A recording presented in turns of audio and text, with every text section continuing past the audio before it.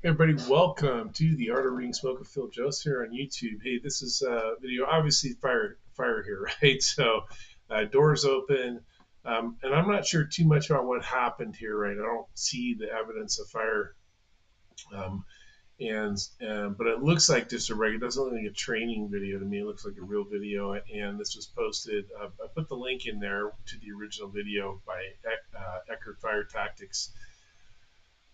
So you might go there and be able to get more of the story, but we're just going to look at it from the perspective of the art of reading smoke and volume, velocity, density, color, and what we can understand about if you were on this fire attack, if you were at this door, what you can interpret from this clip, right?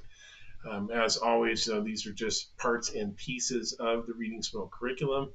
And as always, I'm available to come teach that curriculum. I love teaching the class in person. So anyway, let's get this thing started. We see pretty significant air track on the way in, and you notice we're right at the juncture here. This clip should just replay. We're just right at the juncture where this thing is starting to really flash all the way out of the door. Nice air track going in. Now, as always, we're looking at the air track. We're comparing that to the neutral plane, and then the volume, velocity, density, color. Now you look at this. There's really not that much smoke coming out, and that's because we got a pretty good mix of fuel and air, right? There's ventilation available here, particularly by the door. So significant fire, not that much smoke coming out. I mean, a lot of energy coming out, right? But the actual volume of smoke is not that high, but turbulent. And I would expect that we would start to see actually more smoke, even with the door open. What I expect to see here without a fire attack, what I expect to see here is this neutral plane is going to continue to come down. The pace, right, the velocity of the air going in at the bottom is going to go up. The velocity coming out the top, the energy coming out the top is going to go up. Those are going to increase relatively quickly, and they're also going to establish probably a static state. Significant fire for sure, but still static state that's going to be controlled by the amount of air that can get into the bottom of the store and feed that fire.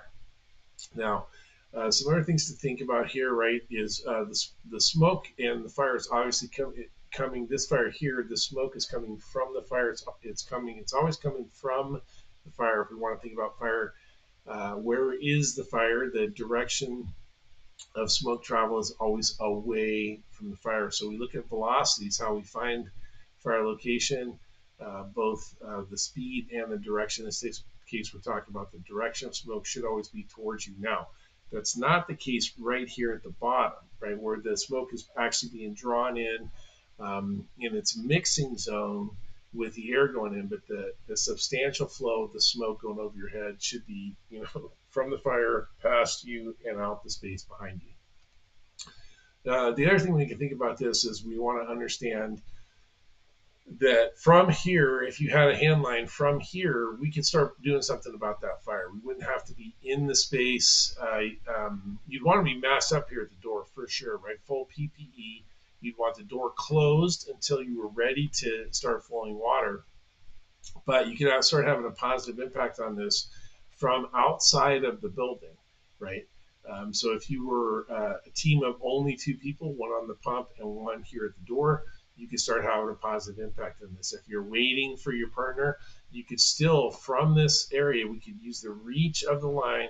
Now, you're not going to completely extinguish the fire from the door, but you can start having a significant impact on the volume, velocity, density, color of smoke, the rate of fire growth, the how much damage is getting done, and the most important factor is the temperature, right? We want the temperature to be below 135 degrees, which is where unprotected civilians are taking damage at 135, right? So we want to keep that, get that drive it down, keep it down, and make sure that the temperature in the space is as low as possible while we extinguish this fire. Then we can start to focus on the search, right? We want to get that fire out.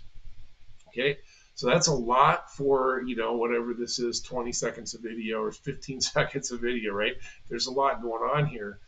And that's one of the magic things about the art of reading smoke. One of the reasons I love it is there's a lot to learn. There's a lot of information available and a lot of things that we can interpret about and understand about what's happening in the space and our interaction with the fire when we're trying to put the fire out, get searches done, et cetera, et cetera.